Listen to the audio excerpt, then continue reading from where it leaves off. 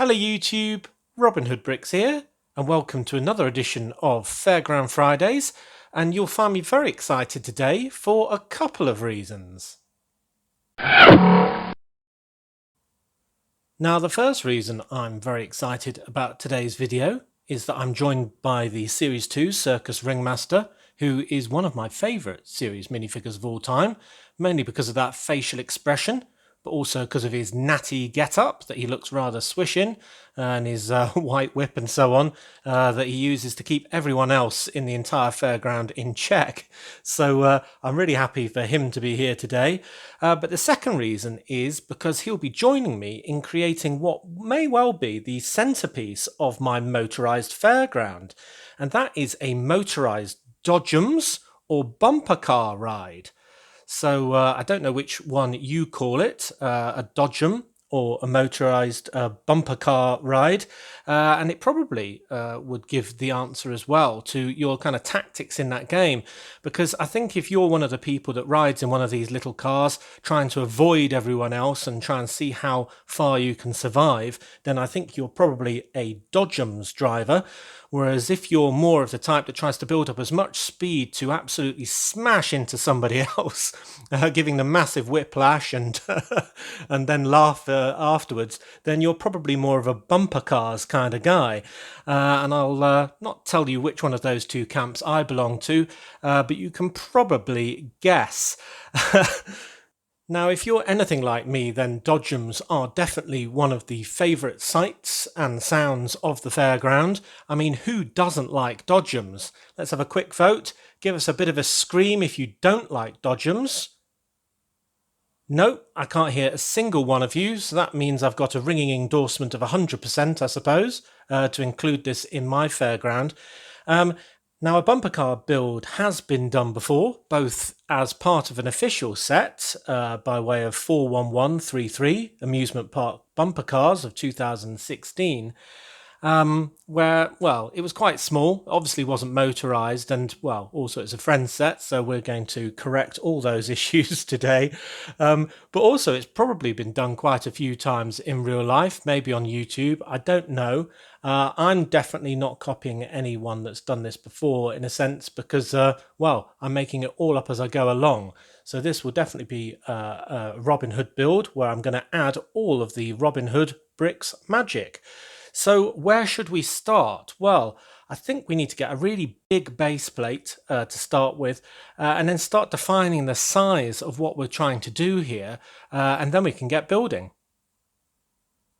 Alright, so I've made a bit of room, so if I push these two back, and our little Dodgems sign, which actually comes from that friend set 41133 that we mentioned earlier, I can bring in an incredibly large grey base plate. So I don't need to tell you the number of this particular piece of kit, and if I just open this bag and pull it out, then this sort of shows the scale of what we're trying to do today. It probably will fill this entire area ultimately with the sort of surround on and all of the lights still be covering it at the end. But for now, we really want to kind of concentrate on how big the mechanism is going to be and how the mechanism is going to work. So I'd rather have a much too big working area than one that was too small. Now, as you'll know from the rest of my motorised fairground, I have kind of two ground layers. I have the table layer, which has base plates on like this, and then I have 3 bricks in between it and the actual ground layer. And the ground layer is level with the rest of my city, and you won't see any of the underground layer when it's all joined up together. But that is where I'm going to contain all of the motors, all of the wires, and all of the workings of all of my rides. So all you will see is just a small element above ground level once it's all done. So with that in mind, I've made a few of these struts to hold everything up that needs to be held up, and define the sort of area that we're going to be working in. So I've got the 3 brick layer there, which is in the basement before the ground level.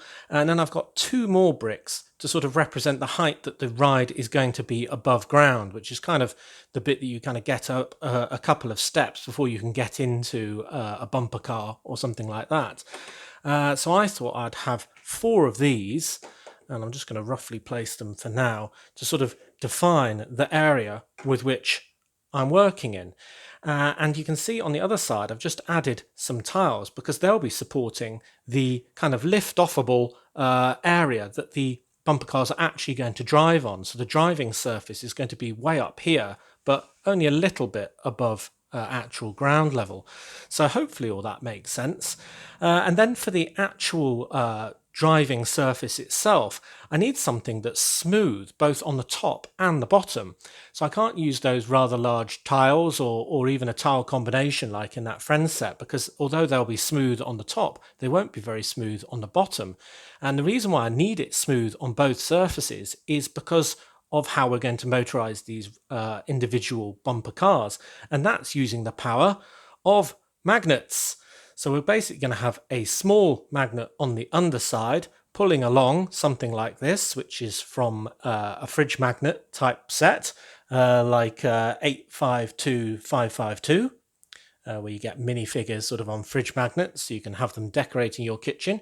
And basically, we're going to have one magnet on the underside of the smooth sort of deck surface, and then the buggy or Dodgem car rather on the top of it, and by moving the magnet underneath we'll drag the cars all around in a nice circuit.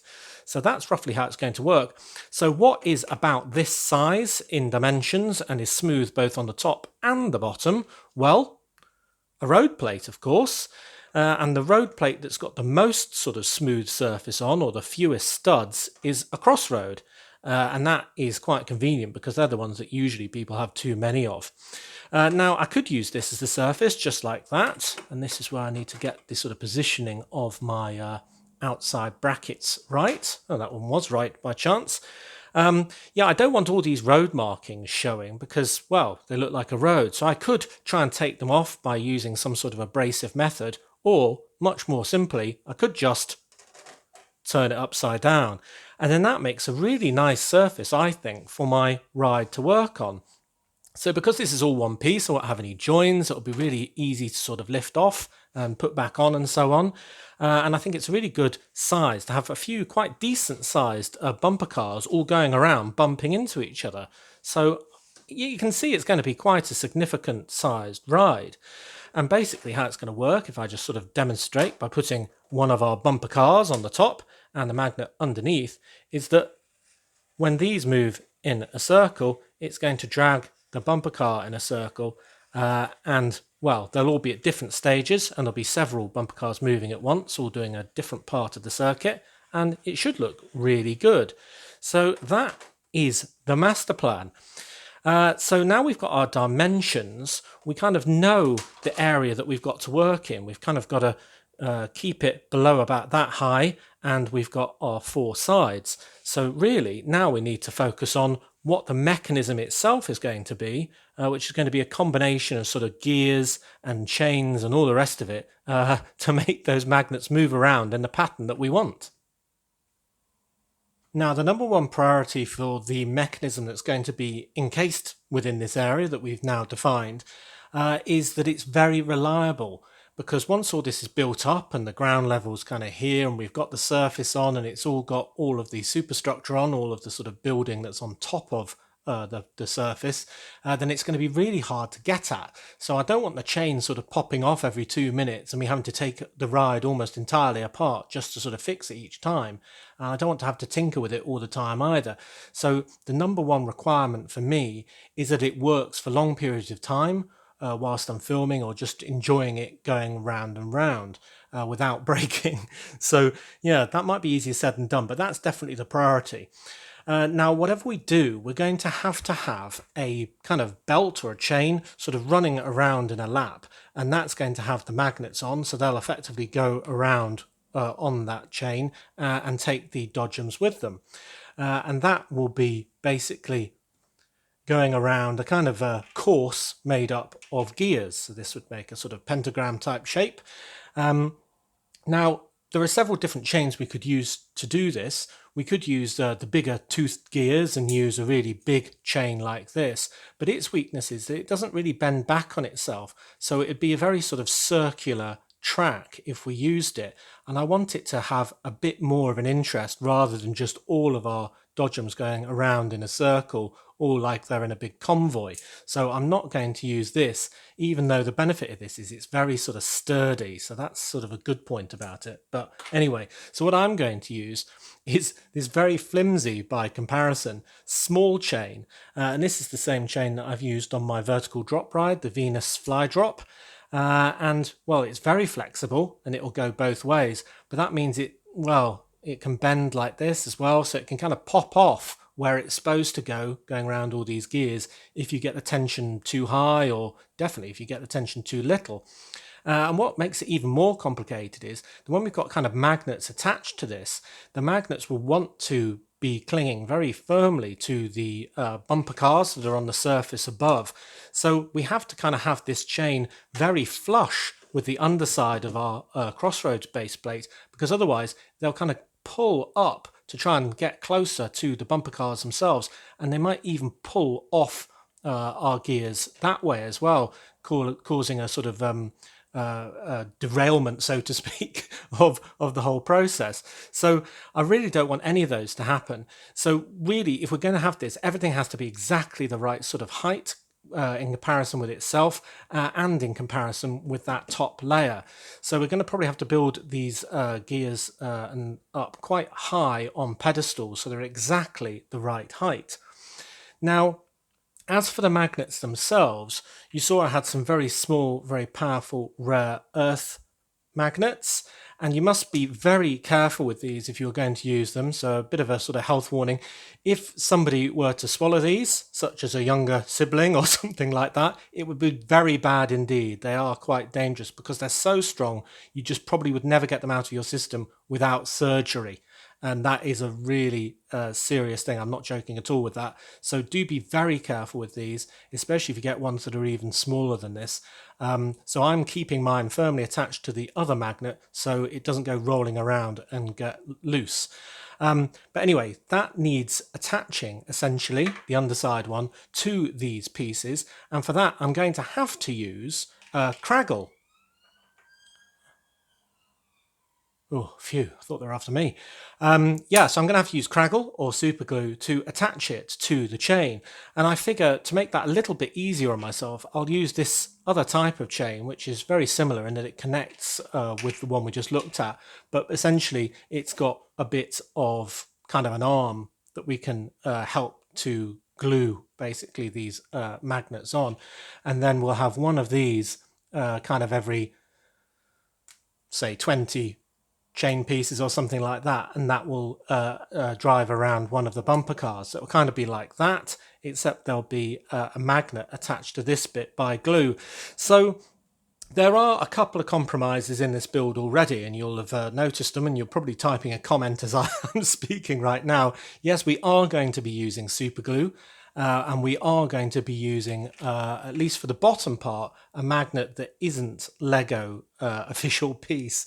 But that is, required really. I mean, this, which may be used in the cars on the top, is an official Lego piece.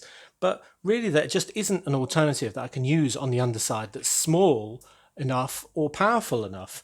Now you can get some really old magnets from old sets in the 80s and maybe 90s as well, but they're incredibly expensive. Just the kind of bracket that holds one in place, like part 30159, would actually be £5.50 for one, and that's just a bracket before you even get to the magnet. And that's just for one half of the whole setup as well. And even then, that's not going to attach very well to this type of a setup. So although I'm usually, as you'll well know, a firm believer in not using custom pieces and not going off Lego's sort of well-beaten path, in this case, I'm going to make an exception because I think this ride is going to be spectacular by doing it this way. So, right, what do I need to do? I need to basically work out how I'm going to mount all of these up, have one of them being powered by a Power Functions motor, and then have 4 of these with magnets attached, or maybe more actually, but I'm going to start with 4 going round the kind of track. So the next thing I really have to decide is exactly what shape I'm going to go for with all of my gears, and then we can really get building in earnest. Right, so I've been giving the shape of my course a bit more thought, and as I said earlier, I really don't want to just go for a circle, because then it will kind of look like they're all just following each other around and no one's actually bumping into each other. So I want to make it a bit more complex than that. But also I don't want to make it too complex, because the more complicated I make it, the more things will go wrong in all this cavity. And as I said earlier, I won't be able to get at it. So I'm going to try and make it simple yet interesting as well. And that's the compromise I'm going to try and go for. Now, the other thing to consider is we've got a limitation with this surface as well, in that we do have studs in each of the corners. So kind of we have to avoid the 4 corners. Ooh, gone massively out of focus there. Yeah, we have to go out of the way of all these studs in the corner. So really that kind of lends us to more of a diamond shape to start with. So that's what I've done with these 4 gears kind of as a starting point, and we'll have one of those sort of being the drive gear, and all the rest will get pulled around.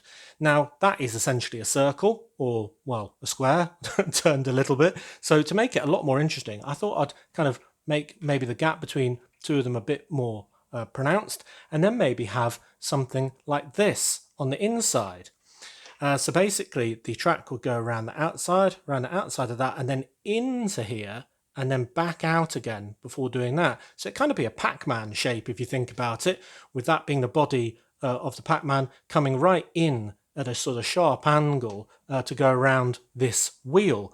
And the reason why I'm using an actual city wheel with tyre on is because these larger bits that are going to be holding the magnets don't actually allow a gear to go on the outside of them. There's no sort of place for the teeth like there is on the inside. So essentially, if it's going to bend back on itself, then it's going to have to go around something that's a lot smoother. So essentially, I figured that it should be able to just use this as kind of a torsion bar, or whatever you might call it, to kind of get around that corner. So that is my plan. It's going to be sort of a circle, but with a massive sort of dip on the inside. And that will hopefully mean that a Dodgem car coming kind of this way will kind of be going very close to a Dodgem car going that way. And one will kind of dodge out of the way of the other one, or maybe even lightly hit as it goes past each circuit. And it will look really interesting. Anyway, that is the theory. So whether that actually happens, we'll have to see. So, right, I'm going to actually start getting some bricks out and attaching them to this surface. So I think the best place to start is probably here with this one, because this one's going to be powered by the motor itself. And therefore, we're going to need to make sure that it's going the right speed, because we don't want these things whizzing around kind of like that. We kind of want them sort of at a kind of a walking pace, going around. So the motor will need scaling down. And for that, I think I'm going to use a worm gear. All right, so here is the first element of the undersides of my ride's workings. And you may be thinking at this point, what on earth is that? It looks monstrous. Well, yes, it does, but it doesn't really matter what it looks like. Because it's all going to be hidden. So I've really just used the most odd shaped and odd coloured and less useful pieces as possible in order to make this setup, including this rather large piece. I always like buying these sort of large pieces, like these large arches, because they're very cheap as part of my brick hauls, and they're really useful. You never know when you're going to need them, but when you do, you're really glad you have them. Anyway, if you kind of see into that cavity there, this Power Functions medium motor is actually powering a worm gear, and that's the sort of long cylindrical type one that's kind of like a corkscrew, and in turn that powers a very small 8-tooth gear that's in there, and that is attached to this really big one via this axle here. So this is what's going to be driving the whole ride, and I've got these tiles underneath here just to make sure that that wheel doesn't tip well, you can see I can tip it a tiny bit with my thumbs, but it doesn't tip any more than that. So it's as solid as I can make it, because even a slight sort of wobble will eventually get exaggerated and will cause the whole thing to fail. So this is all really absolutely solid. This is to make sure that the height when the chain is on and the magnet's on the chain is exactly the right height for the surface layer that we looked at earlier. So yeah, it's all ready to go. Now this motor will be actually on the inside of the kind of loop, just for, well, practicalities really. So I've got the cable actually being passed back through all of this gubbins as well, popping out of the hole there, and I'm even going to have that going underneath this arch as well in due course, so I can push that down there. I'll do a better job in a minute, but then this power cable can go through here as well, so it's kind of exiting the ride, where it will link up with all of the other sort of power sources for my other rides and so on, and I can power it from a battery box. So here we go. Here is our trial run of the power gear, and there we go. So that is going to drag this chain around the loop, which will be the odd shape we just looked at, and it's quite noisy, but that's pretty unavoidable, I think, and that's just because of the worm gear power and the other one and everything being sort of at such close quarters. But yeah, it's not wobbling, so I'm happy with that. So I'll turn it off to save us the noise. Apologies, there's going to be a lot more whining motors by the time we're finished. So that's that one. Now I need to do the second one. Now, for anyone who watches all of my brick hauls or sometimes wonders why I buy all the really large cheap bricks, I mean, some that I bought recently were all these 2x8 bricks. Also bought a lot of these sort of odd wedge-shaped sort of bricks as well, and I often buy these sort of 2x2x3 bricks as well in great quantities, and that's just for all this sort of structural work. And here's a good example of where I'm going to use some of these where they won't be seen, so the fact that one of them says police really doesn't matter, and that is under here to act as a base for the next gear. And the reason why I'm having these really sort of wide bases is so they're very well supported. I don't want them to sort of wobble on a pinnacle and then sort of topple over or get dragged off their studs by the tension that everything's going to be under. So I figure using these big pieces that are very cheap to hold everything very firmly in place means that we should have less motion that we don't want. So then on top of that very firm base, I'm going to add this setup. And the top bit of this is made of Technic plates. So you can see these two grey plate layers and this white one. Doesn't really matter the shape of them. It's just so I've got a cavity of a completely round Technic hole for 3 plate depth. And I've got one of those round tiles with the hole in as well. So we've kind of got 4 depth there really. And that's where I can put one of my small gears just on a 3 long Technic axle in there, and that's going to be very, very free moving, and that's what I want. So A, it's not going to wobble much because it's got that very firm base of that tile, and B, it's sort of firmly in that hole because of the depth of it, and it can spin so freely. I think that's going to work really well. So that is number 2. Now number 3 here and number kind of 5, I suppose, here are going to be the same as this one. Well, roughly speaking, and then I need to do that sort of tire one kind of here, which will be what, 1, 2, 3, number 4. Yeah, so there'll kind of be 5 pivot points in total. All right, so there's the other 2 in, the same as this one. So they're both sort of just dropped in with gravity into a similar setup of Technic plates with one of those tiles on. So they're very smooth and free running, and obviously they're all exactly the same height as the drive one, so the chain should be horizontal completely on its full circuit around. And then we only need this bit, which was based on the tyre, which I'm hoping will work. And just to make that diagonal, I've kind of made a 3, 4, 5 triangle to hold a Technic brick in place, which has got a long Technic in with the wheel on itself. So just to get it the right height really. There's nothing more sophisticated than that. It just kind of works well with the geometry. So I'm going to put that in there. So the track will go round the outside, round the outside, round the outside, then on the inside of this tyre before going on the outside there again and back to a full loop. So there is my interesting track, and that will actually leave kind of a bit of a spare space in this corner that's a bit bigger than the other corners, and I figure that's where you'd have, you know, the spare bumper car sort of parked up ready for another paying customer to have a go. So I think that'll work really well as well. Now, I think I am going to have to hold these gears somewhat in place because at the moment they can actually bounce up and down. So what I really need is the equivalent of my finger here, just sort of holding the top in place. So what I'm going to do is experiment with my parts available, which I must say isn't the most for Technic builds. I'm no Technic expert by any means, and I have very few Technic pieces. So I'm really going to try and find something that's kind of got an axle hole that still allows these to spin very freely, but kind of holds that top bit of the axle in place. And I can't have it too high. I can't use one of those lift arms, for example, because that will get too high and actually interfere with our surface layer. So yeah, it's going to be quite fiddly, but yeah, I'll get on with that next.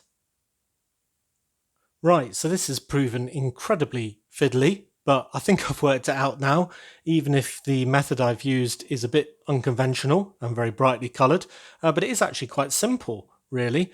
All I've got is one of these extra long Technic pins that I can push into an adjacent hole there, and then use one of these wheels, which have got sort of pairs of axle holes the right distance apart, to kind of clip over that on one side and the wheel on, or rather the gear on the other side. As long as you get the height right, then they are pretty, there we go, free spinning. So that one's free spinning, that one's free spinning, and it stops the top kind of going up too high or wiggling around any more than it should. Now this one's a bit harder because we've got the angles a lot tighter. Coming around here, the chain is going to be touching this and would actually start interfering with the edge of this if I put the same method on here. So I've actually had to devise two methods to do the same thing, but this one is also quite simple, as it turns out. I've just got some spare bricks there with a pair of jumper plates in a horrible pinky colour, and I'm using one of these. I don't even know what that's called, but it's one of those. It's kind of a rounded end plate, but it's got the right size axle hole on there. And I can basically put that like that, and again get the spacing right, and then that will freely spin as well whilst being held in position. Phew, right. So what I need now is to get a lot of those single chain link pieces, piece them all together, get 4 of the ones that are going to have magnets on and glue magnets onto those, and then spread those kind of equidistant around the loop and see if the whole thing will work. So let's get on with that, and I'll see you here for the first test run. Right, so on with the chain then. Now I'm using the brown chain link pieces just because they're a bit cheaper. And I just happen to have a lot more of them, and again we won't be seeing them, so it really doesn't matter that it looks this horrible colour compared with the nice black ones. And then the bigger ones that I've used to attach the magnets to, I've used super glue or Craggle to attach those rare earth magnets to the top section of 4 of those, and I've actually chopped off the bottom half of those pieces. So apologies to anyone sensitive who really is bothered about the cutting of Lego pieces. It was kind of unavoidable in this case, just because those sticky down bits would get in the way of all these corners on all of this and all these supports, so it really wouldn't work pretty much anywhere around this entire ride. And I don't think these parts are exactly rare or hard to come by, so I'm not feeling too remorseful about it. But you can see that they are attached kind of different distances in between each pair. That's a much longer distance than that, for example. And that's just so when we attach the actual bumper cars themselves, they don't look like they're equally spaced. Some are much more bunched together than others, and hopefully that'll make it look a lot more natural. So what I need to do is move these guys out of the way so we can give it a bit of a test run. And if I thread it around all of the different gears, So round 1, 2, 3, 4, and then on the inside of the tile one, and then they have to stretch it a little bit just to get the connection to be made. I think that's done it. Then we can do our test run. So it's all level, it's all firmly held in place, nothing is very wobbly, so it should work, he says. So here we go, let's give it a go. All right, so it's still very noisy. I really don't like that noise, but hopefully when it's covered a bit more, it will be suppressed, all that noise, just like it has been on a lot of my other rides that I've done. And it is making a little bit of a kind of strain noise when the magnets go past the wheel. And I think that's just because they sort of stretch it just that little bit more as they go over it, because they're a bit more sort of 3D and a little less flexible. But the main thing is it reliable? And I think it is. There's no real sort of give in any of it. It seems to work rather well. So I think we need to test it with the lid on as well. But before I do that, I'm just going to put a few more supports, because I really don't want that base plate that we're going to be putting on the top to sort of sag in the corners or anything like that. So I've got 1, 2, 3, 4 of those, and they're positioned to avoid the studs in each of the corners. And then I've just got one more bit that I want to put kind of over the main drive wheel, and that's just so it doesn't sort of ride up as it goes round and round. So that is just to add even more support, and then we won't get any bowing where it's most important. So then the real test will be that these magnets should be exactly level with kind of those tiles, and they pretty much are. Right, so as you may imagine, this whole process has taken an absolute age to get to this stage. But I do want to do one more thing before I bring the part 1 of this build to a close, and that's to test it with the surface in position. So what I really want to do is put that on there and then pin it in place, and use the sign there and a few tiles around the outside. Now, just because my camera seems to really not like focusing on a great big expanse of grey, as we're currently experiencing, there we go, I will put on a couple of minifigures and that will help it focus. Now, I have done a little bit of preliminary testing, and it turns out that the magnet here that I have been using so far, that was part of that fridge magnet set and other ones like it, is a bit too strong. So the combination of the magnets underneath the surface and this strong magnet above it kind of binds so hard together that the motor really has to kind of drag it around, and it's really hard work. So I did kind of consider that that might be a problem, so I thought I'd get an alternative source of fridge magnets. And whereas I got those ones on a brick haul from Bricklink, I got these ones from Lego Shop at Home. And these are very bright set, and you can get them in different colours, as you can see on the back there. And this one is 853915 if you're interested. So I'm going to pull one of these out, and the top one is blue, to try and test it on its own and see if this one works a little better. So if I just put this on... Ooh, I was going to say put it on the surface and see if I can find a magnet, but you can tell you've found one when it snaps to it like that. So here we go. I'll probably have to move these guys a little further afield to let it get by. So this is the inaugural video run of the bumper car, just one at the moment, going round the track. So there we are. Whoa. It's having trouble focusing, but there we go. There's the kink in.